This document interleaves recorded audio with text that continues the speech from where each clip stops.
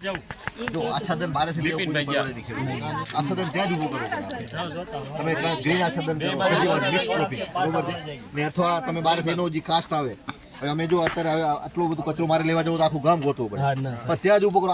આ વેસ્ટ છે તમે જુઓ છો ને પાંદડા છે જે મળતું હોય એ નાખવાનું. સૌથી બેસ્ટ ખારેકનું છે ને વેસ્ટ છે આમાં બરોબર. જામફળનું જેટલું કટિંગ છે સીધું અમે જ પડવાનું છે બધું.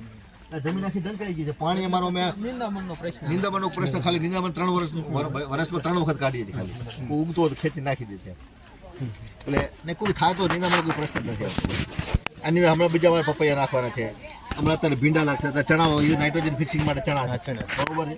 ચણા લેટ વાવે છે અત્યારે એટલો તડકો ન મળે તેવું ઓછું યાદ રાખ. હા એટલે થોડોક 20-25% વેરિએશન હોય આપણે ખર્ચો જ કરીએ. અમે નવા છીએ ને એના માટે કેવો પાક આપણે સાંયે કેવો પાક થાય ને એ મહત્વનું છે. આપણે ઓર સૂર્યપ્રકાશ મેન્ટેન કરવો એટલે એમાં આપણે વિસ્તારમાં પેલા કયા ક્રોપ થાય છે બરોબર. આ કેળા છે પપૈયા છે એ તો નોર્મલી લગભગ બધી જગ્યાએ થાય છે બરોબર છે.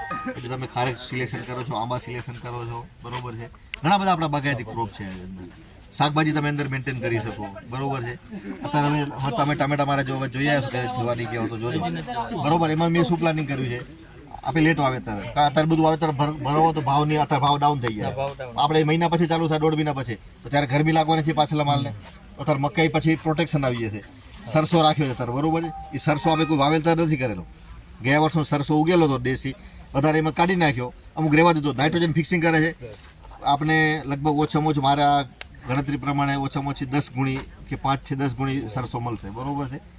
તો સરસોનું ખોળ છે એનું તેલ છે આપણે કાઢવું નીકળી શકીએ. કોઈના માટે ખર્ચો કરવો જ નથી આપણે. એની રીતે ઉગેલો છે એવું થાય છે મોટો.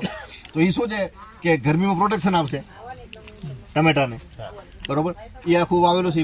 અમે પછી એનું પ્લાનિંગ એ છે કે હમણાં મલ્ચિંગ પાછું જ આવશે તો એ ટામેટા 2 ત્યાં પૂરા થશે ને એટલે ત્યાં કેચીથી કાપી નાખશું એને સેન્ટરમાં ચોળી લગાડી દઈશું. આખી વસ્તુ મલ્ચિંગ નહીં રહેશે બરોબર છે. એટલે 2 વર્ષ સુધી ડગાવો જ નથી આવે વસ્તુ.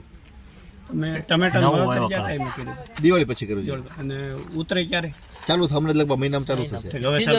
ઓછી થાય ને ઓલી ત્યારે એટલે માર્કેટમાં ભાવ આવી જાય. પછી આ નકરો એમાં 10 લાખ થઈ જાય છે.